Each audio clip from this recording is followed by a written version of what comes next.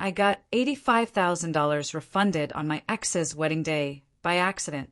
The notification arrived at 9:14 in the morning while I was pouring my second cup of coffee and half listening to the news.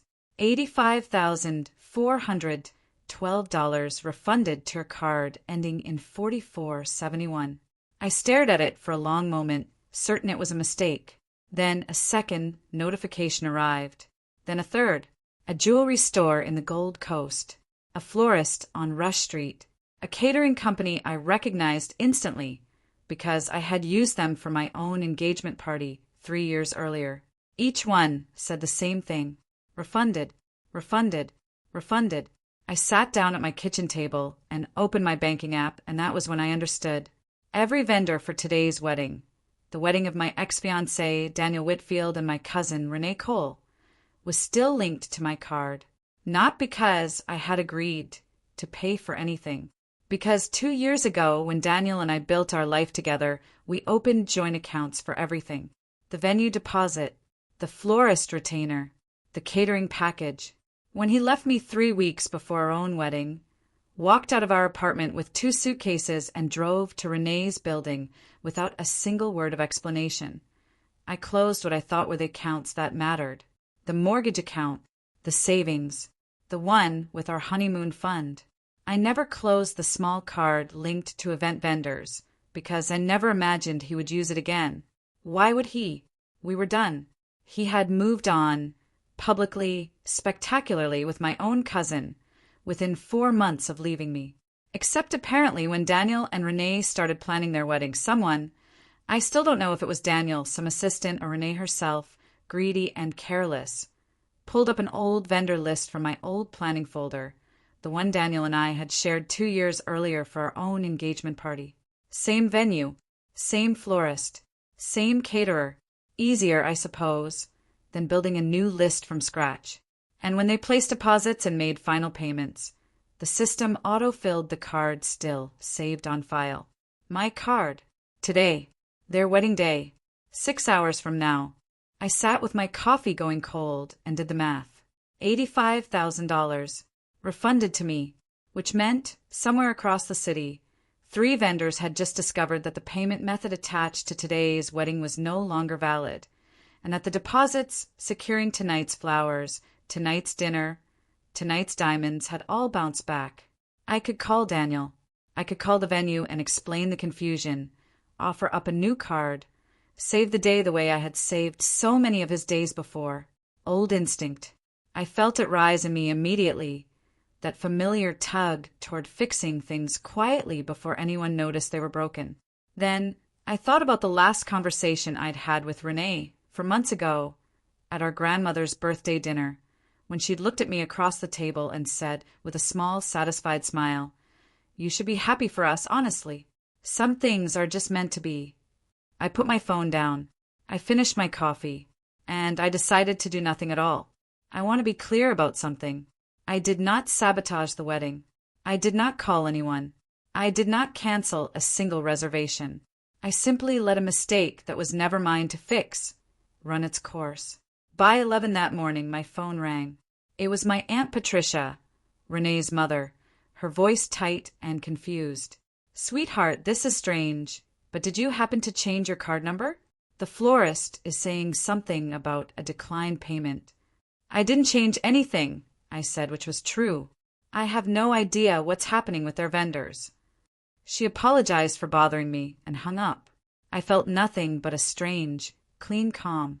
By 1 in the afternoon, according to what I pieced together later from people who were there, the caterer arrived at the venue to set up and was told by the events manager that the final balance, $31,000, had failed to process that morning, and that without a new valid payment method within the hour, they would begin packing the trucks back up.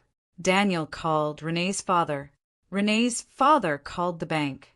The bank explained patiently that the card on file belonged to an account holder named Claire Whitfield, my legal name, still, since the divorce from Daniel had never technically finalized before he left, because we had never married at all. We were never even legally anything to each other, just 2 names on a spreadsheet, still tangled together in a system nobody had bothered to untangle. At 2:30, I received a text from Daniel. The first message he had sent me in 4 months. Claire, there's a payment issue at the venue. Can you call the bank and sort it out? It's urgent. I looked at that message for a long time. I thought about the 3 suitcases he packed the night he left. I thought about the 4 months of silence, the wedding invitation that never came, because apparently inviting your ex to watch you marry her cousin was, even for them, a bridge too far. I thought about Renee's smile at that birthday dinner. I typed back 4 words. That's not my problem. He called. I didn't answer. He called again. I put the phone on silent and went for a walk along the lake, and for the first time in months, I didn't check it once for almost 2 hours. When I came home, I had 11 missed calls and a voicemail from a number I didn't recognize. It was the venue's events director, a woman named Sandra, asking if I could reach out at my earliest convenience regarding an outstanding balance associated with the Whitfield Cole wedding, currently scheduled to begin at 6 o'clock this evening. I called her back, not to help, but out of a kind of morbid curiosity. I think there's been a misunderstanding, I told her. I'm not affiliated with that wedding. I was engaged to Daniel Whitfield 2 years ago. We separated before any wedding took place. My card must still be attached to an old vendor account from that time, and I was never notified it was being used again. There was a long pause. So you're saying you have no financial responsibility for today's event? None whatsoever, I said. And frankly, I'd appreciate it if my card were removed from your system entirely. By 4 o'clock, the florist had already pulled the centerpieces back into the delivery van, since the arrangement contract required full payment 48 hours in advance. An emergency card Daniel finally provided, his father, as it turned out, didn't clear until nearly 5, too late for the flowers to be reinstalled in time. The caterer agreed to stay only after Renee's father personally guaranteed the balance in writing.